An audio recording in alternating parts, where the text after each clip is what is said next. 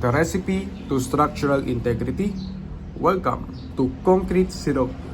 So to explore more about our services, we can simply click explore and we will shortly be directed to our official YouTube page. And dito makita natin yung ating iba-ibang tutorials that we can watch to learn how to utilize and access our programs. So let's head back to our website. Yan. And if you scroll down a little bit, nakikita natin yung ating latest news kasi pinapakita nito kung ano yung mga updates natin sa website. So currently we have etong design of convoys gap and the design and analysis of singularly reinforced beams. So to design and analyze singularly SRB, we can simply click this and that's the focus of the video. Pero explore muna natin yung ating website. So if you scroll down, you can learn more about Concrete Silog, partners, and if you want to get in touch with us, you can simply send us an email through concretesilog@gmail.com, or you can just put the details here. You can type your name if you want, your last name, your email, so that it will be sent via your email to the website, and you can just type your message, click send, and it will be sent to us in just a few seconds. So anyway, so to know more about our website, you just click the menu and you can go to blog, and ipapakita na yung lahat ng posts na nagawa namin in the history of its existence. Yan, so currently we have 4. So since the focus is the designing and analyzing SRB, let's click this. Yan. Then you can scroll down and you will be greeted by our embedded Excel. So then you can just scroll down, and if you have comments, you can just type it here, comments, and let's just proceed with the program. By the way, if you want to access the G sheet, you can just click me, this one. Yeah, and we will be directed to our G sheet. So let's just go back here, and you can actually just use this. Oh, wait lang.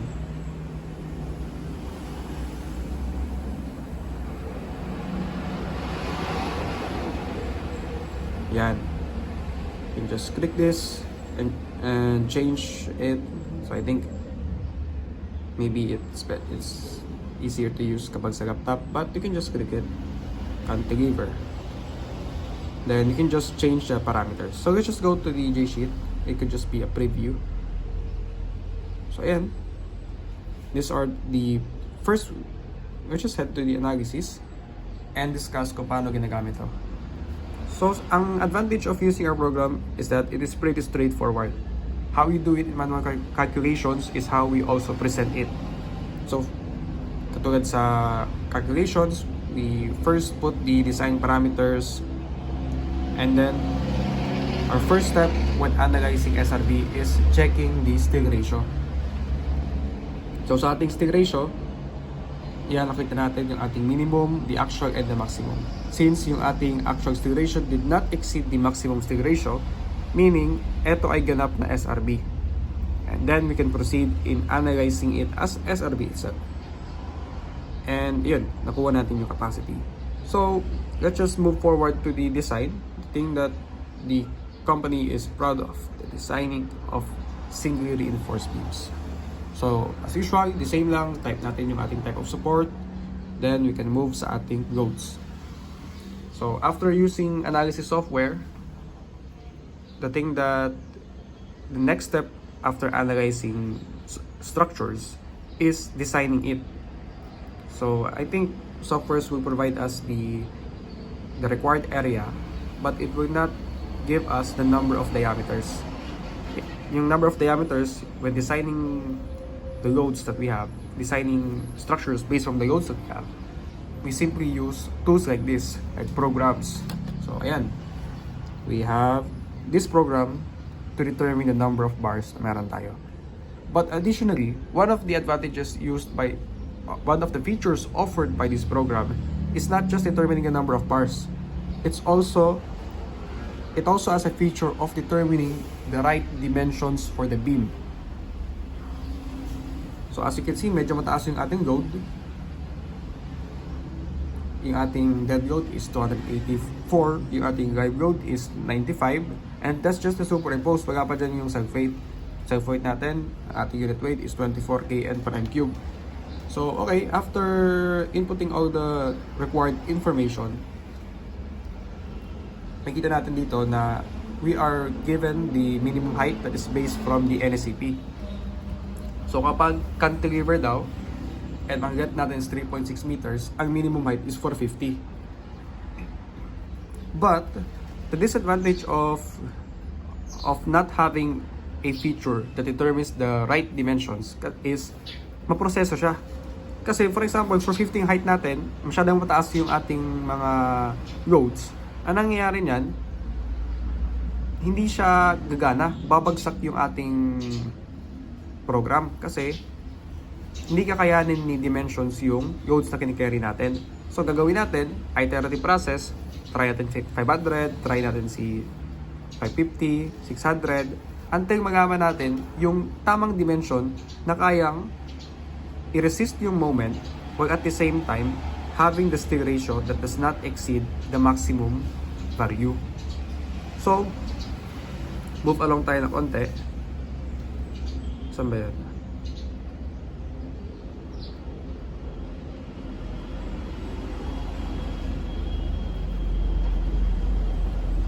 Yan.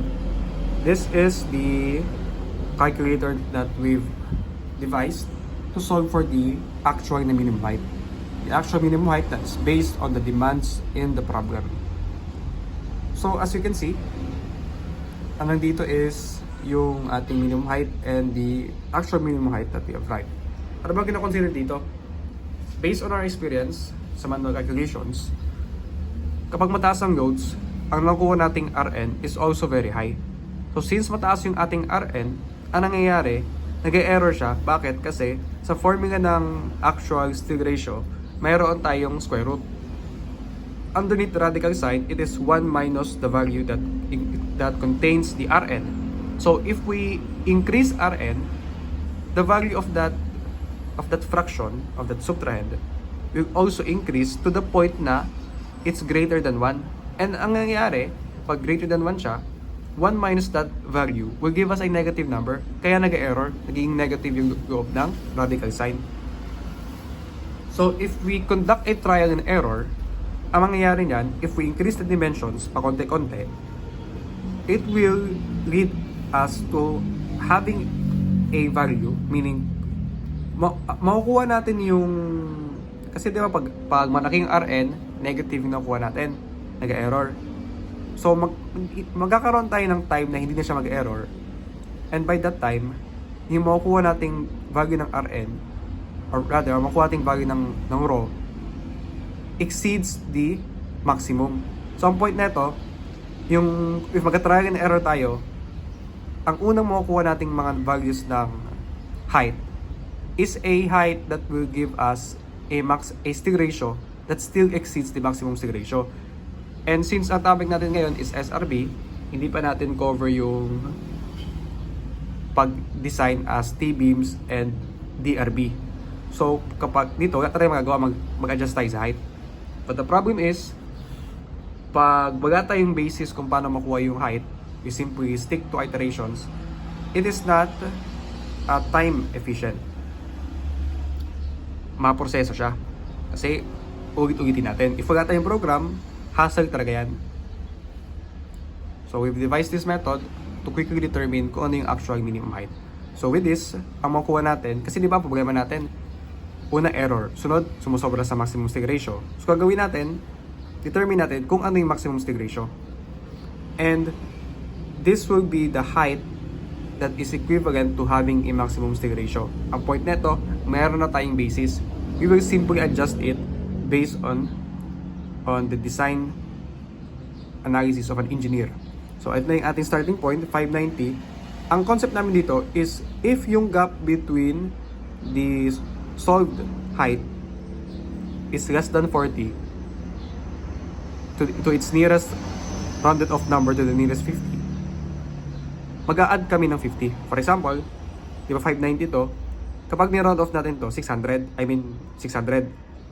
Yung gap between 600 and 590 is less than 40. Masyado siyang malapit.